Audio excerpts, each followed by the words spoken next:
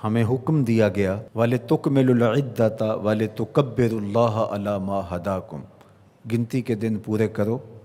اور اللہ نے تمہیں جو ہدایت عطا کی اس پر اس کی بڑائی بولو، اس پر تکبیر بولو۔ گنتی کے دن 29 ہیں یا 30، ثواب 30 کا ہی عطا کیا جاتا ہے۔ وَلِتُكَبِّرُوا اللَّهَ عَلَى مَا هَدَاكُمْ، جو تمہیں اس نے ہدایت عطا کی اس پر اس کی بڑائی بولو۔ اللہ اکبر لا الہ الا اللہ واللہ اکبر، اللہ اکبر وللہ الحمد، یہ اس آیت کریمہ پر عمل ہے۔ عید کا دن اللہ کی رحمتوں کے نزول کا دن ہے، اور یہ دن ہمیں صدقہ فطر کی ادائیگی کا حکم دیتا ہے۔ صدقہ فطر ایک تو غریبوں کو عید کی خوشیوں میں شامل کرنے کے لیے ہے، اور دوسرا روزے کے اندر جو ہم سے کوتاہیاں ہو جاتی ہیں یہ اس کا کفارہ بن جاتا ہے، اور روزوں کی قبولیت کا سبب اور ذریعہ بن جاتا ہے۔ یہ بات ذہن میں رکھیے گا کہ عید کے موقع پر ہمیں غرباء کو، مساکین کو، معاشرے کے ان طبقات کو یاد رکھنے کی تلقین کی گئی ہے جو کسی وجہ سے عید کی خوشیوں میں شامل نہیں ہو سکتے، معاشی بحرانوں کا اور کمزوریوں کا شکار ہیں۔ تو اسلام ایک صالح، پاکیزہ اور ایک درد مند دین ہے، اور اپنے ماننے والوں کو ہر موقع پر غرباء کو یاد کرنے کی تلقین کرتا ہے۔ تو یہ موقع عید کا ہے، تو عید کے موقع پر غرباء کو خوشیوں میں شامل کرنے کا سبق اور درس دیا گیا ہے۔ تیسری بات جو اس موقع پہ میں آپ کے سامنے رکھنا چاہ رہا ہوں وہ یہ ہے کہ اس مرتبہ عید الفطر بہت درد اور اذیتیں لیے جلوہ گر ہوئی ہے، اس لیے کہ ہمارے فلسطینی بھائی اس وقت اپنی بقا کی جنگ لڑ رہے ہیں، اور جس اذیت سے، جس کرب سے وہ گزر رہے ہیں اس کا میں اور آپ اندازہ نہیں کر سکتے۔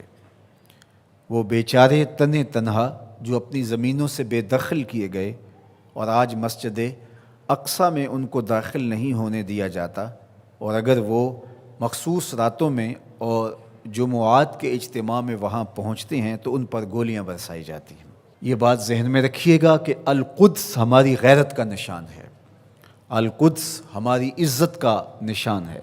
ہمارے آقا و مولا حضور ختم المرتبت صلی اللہ علیہ وآلہ وسلم نے آسمانی معراج کا آغاز مسجد اقصیٰ سے کیا، اور قرآن نے اس مسجد اقصیٰ کا تعارف کرواتے ہوئے کہا الذی بارکنا حولہ، یہ وہ بابرکت جگہ ہے جس کے اطراف میں ہم نے برکتیں رکھی ہیں۔ یہ انبیاء کی سرزمین ہے، یہ محبت انوار ہے، یہ ارض شام، فلسطین شام کا ہی حصہ ہے، اردن بھی شام کا حصہ ہے، فلسطین بھی شام کا حصہ ہے، اور سیریا یہ تقسیم کر دیا گیا۔ تو یہ سارے شام کے حصے ہیں جو ارض مبارک ہیں، اور اللہ جل شانہ کے محبوب علیہ السلام نے ہاتھ اٹھا کر کے شام کے لیے دعا مانگی ہے، اللہم بارک لنا فی شامنا، اللہم بارک لنا فی یمننا۔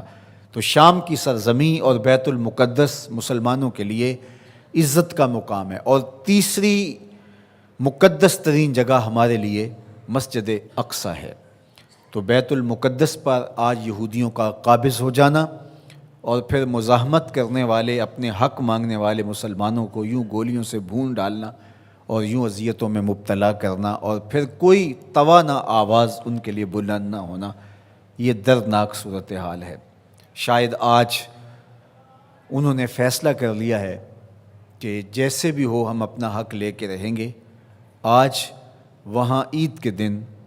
فلسطینی اپنے بچوں کو لے کر کے، دودھ پیتے بچوں کو بھی گود میں اٹھا کے مسجد اقصیٰ کی طرف مارچ کریں گے کہ یا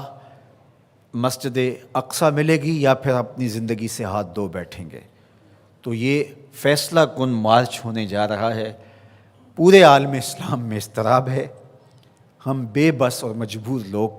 کیا کر سکتے ہیں ان کے لیے، لیکن دعا مومن کا اسلحہ ہے۔ جب ہم کچھ اور نہیں کر پاتے تو دعا ہمارے پاس موجود ہے۔ تو آج اس اجتماع عید کے موقع پر اپنے فلسطینی بھائیوں کے لیے پورے خلوص کے ساتھ دعا کیجیے گا، اللہ انہیں کامیابیاں نصیب فرمانا، اور غاصب یہودیوں کو غارت کر دینا، صہیونیوں کو برباد کر دینا، امت مسلمہ کو عروج اور بانکپن نصیب فرمانا، اللہ ان کو آبرو دینا، مسجد اقصیٰ کی آزادی نصیب کرنا، اور ہمیں وہ بہاریں، وہ عزتیں، وہ وقار نصیب کرنا کہ ہم وہ دن اپنی آنکھوں سے دیکھ سکیں کہ مسجد اقصیٰ آزاد ہوئی ہے۔